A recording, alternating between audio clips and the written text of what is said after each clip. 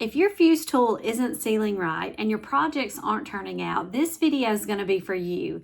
Today I'm going to share some tips for using the fuse tool that I wish I had known sooner. I'm also going to answer some of your most common questions. I'm Amanda and I'm a crafter, primarily a paper crafter, and I've used the fuse tool on many different projects. I've figured out some things that have worked for me, and now I want to share those with you because I think this is a great little tool to make shakers, which are one of my most favorite things to make, and so I want you to have the fun in making them as well. After seeing some of your comments and questions and the issues that you had, I thought this would be a great video for us to use and talk about. So this is the fuse tool. It's an electric piece that you plug in. It has a heating element. Of course, mine's not plugged in right now because this gets very hot. And I was just looking, one of the pieces that you get with your fuse tool is a metal ruler, and across the top it says photo sleeve fuse. This is not a new product. This has been around from what I can tell as early as spring 2015. So at the time of this recording, this is a little over 11 years old. The product itself is.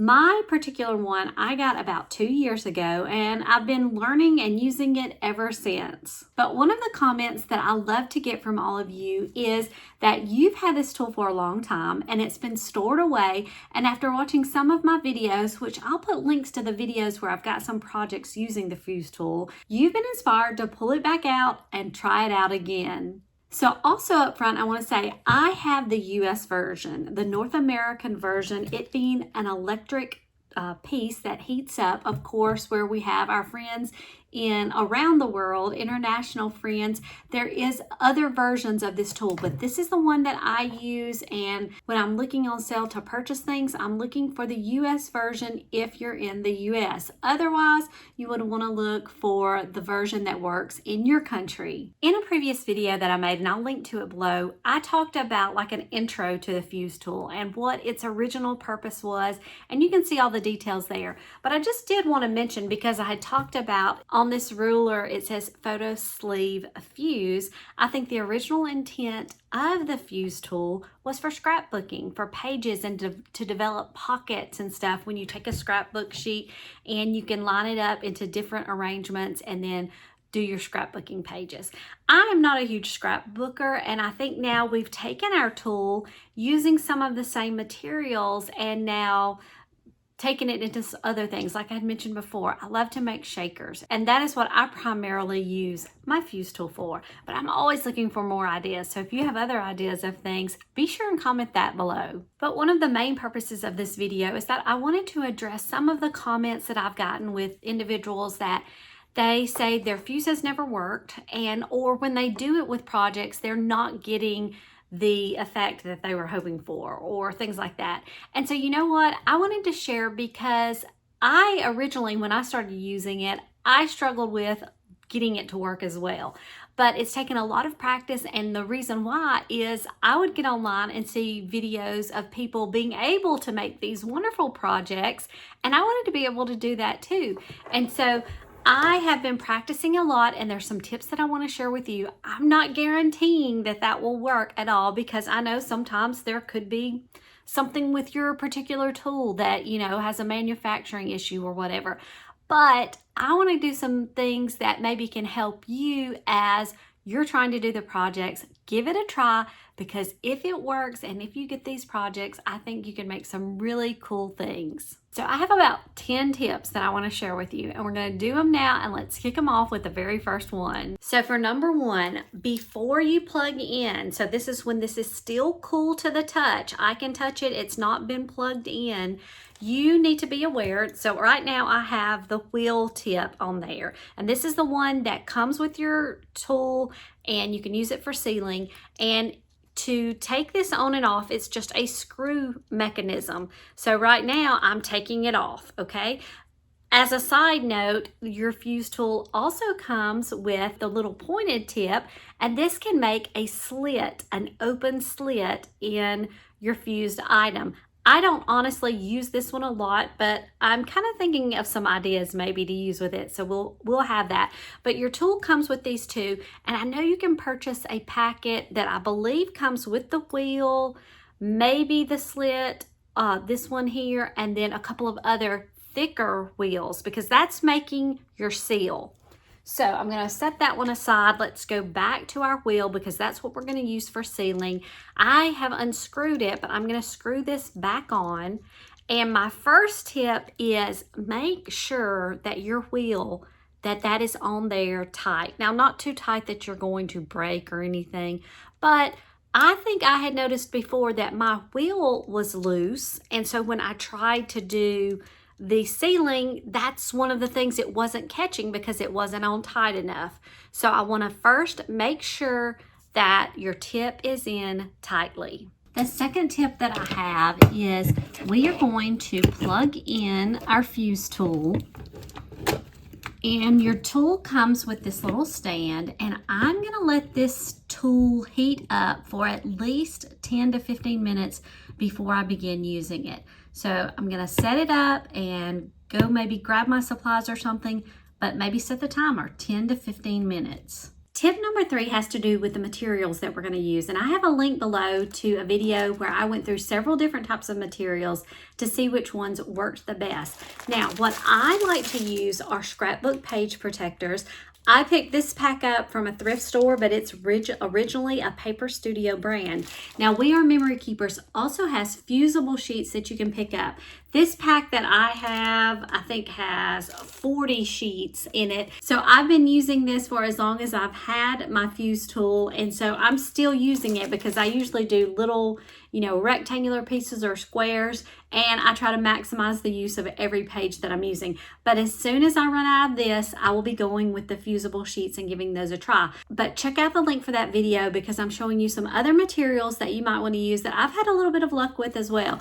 But these are my go-to, these scrapbook page protectors. Tip number 4 is have a practice sheet handy. So I told you that I try to maximize every different nook and cranny of my scrapbook page. I had one that I had already had a couple of mix-ups on, so this became my practice sheet. And so a lot of times, even before I begin using my tool, I'm going to go to my practice sheet and make sure the running of the wheel, the rotation is working right. So have a practice sheet and use it. This really isn't a tip, but it is part of the materials that you will need to use your fuse tool, and I've got that in the other video, but I have had an update since I've made that video, and that is for the mat. So I have a silicone mat that I had been using for years, but there is a specific fuse tool silicone mat, and I recently picked it up, and the main reason is because of the grid lines. It helps me to have the straight lines. I work that way with straight lines. I know a lot of people don't do that, but straight lines, I like to follow the pattern. I use my ruler a lot, and so I ended up picking up this fuse mat, and it has really been very helpful for me. So I just wanted to let you know about that because it is something new from my other videos. For tip number 5, I wanted to talk just a little bit about the angle and the pressure that you're using as you use your fuse tool. So I have just my practice sheet here, and like I said, I like to use the metal ruler, but there are some projects that have curves, and if you're going around using different dies and stuff, that you may not use the ruler for, or you may feel more comfortable doing it freehand. You can do that. But on our practice sheet, what I'm meaning with angle and pressure, and this is one of those things that it's sort of what works for you. What is your feel? We kind of all hold pens and pencils similar, but then there's also different ways that we use those. So it's kind of in the same way as that, to an extent. But we'll look at just like over here, I've got a clear spot. So when I'm going to do the angle and the pressure, I like to hold mine as I would a pen or pencil, that sort of thing. And I even, a lot of times before I even get on the plastic, I like to do a few rolls on the mat itself, our silicone mat. And so I'm doing that. And then when I get ready to do this, I'm going to lay it there and roll with just a little slight pressure. I'm always making sure that that wheel is rolling. If it stops rolling and if it begins to slide or something on the paper, I'm going to immediately pull it up and go back again. As we can take a look right here, there is a little spot I see where I missed, and it kind of slid a little bit. It didn't take in. So what I would do in this case is I would probably line this back up again with my ruler.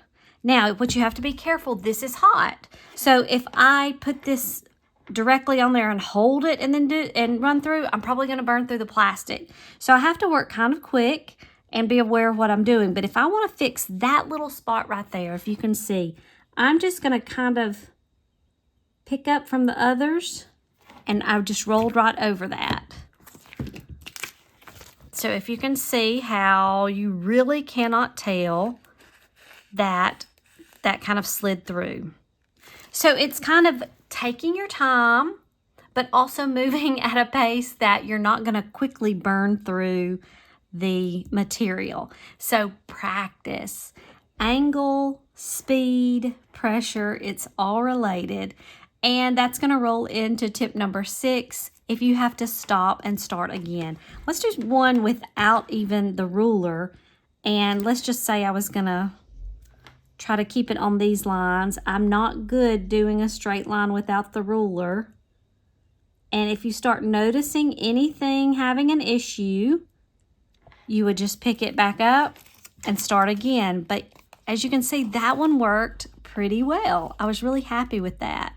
So another thing rolling into tip number 7 is going to be, if I make a fuse on one side, I have also found it useful, and I've seen others do this. I'm going to flip it over on the back side, and I'm going to just go right back over that, even probably a little bit lighter than I went on the front side with it, but it seems to just lock in that seal on both sides. We're just working with both of these. Another thing that I have found, this is not even a tip I wrote down, I have found for me personally, I work better doing the seals in a vertical direction versus if I go horizontal. I've got to set the project up that works best for me. If I'm going to do even when I'm using a metal piece, I'm going to set that back up. This is going over on the back side. I don't know if you can tell, but I do go a little bit faster when I'm on that back side. Mainly because we have already gone through one iteration on the one side. I'm putting the heat again on it. I don't want to, if I can help it, burn through it, but I do want to do that slight seal. That has helped for me, and I hope that will help you. For tip number 8, I just wanted to remind you about using your metal edges. We have the ruler that it comes with, but we can also use dies.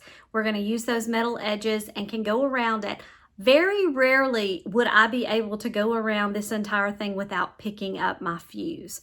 I'm probably going to do a little bit of it at a time, and then the straighter edges I can usually go in one iteration. But that's another thing. It's a patience kind of project that I don't always have, and sometimes I mess up and I have to start all over. But use your metal dies, use your rulers, or if you want to do it by freehand. The 9th tip I had for you is, once you have fused your project, we're going to have to test it out, and you may have to redo it. I have included in a lot of my videos when I've been working on these, and maybe I have a little slit, an opening, and that could be even after I have put some of my pieces in. I'm just grabbing a little heart here that I have. This one I actually did with that heart metal die, and I have some little sequins inside of it. A lot of times I will put my little shaker bits, sequins, glitter, whatever it is, and I'm always looking around the edges to see if I can see where some are trying to get out. And I actually think this was one of the ones I did on a recent project, and I will see that slit. Well, what am I going to do? I'm going to try to move everything out of the way and redo that little spot. You don't necessarily have to go across the whole project, but look for those little openings. Test, fix it up as you need to. My last tip, number 10, is really about you, and that is, as you're using your fuse tool, I want you to have fun and enjoy it. Don't get upset. I know it's aggravating when things don't work, when we have this vision. I think this is a really fun tool, but we just have to learn how to hold it the right way, have a little patience, but have fun with it. And I hope yours works out and that you're able to make the cool projects that you have in mind.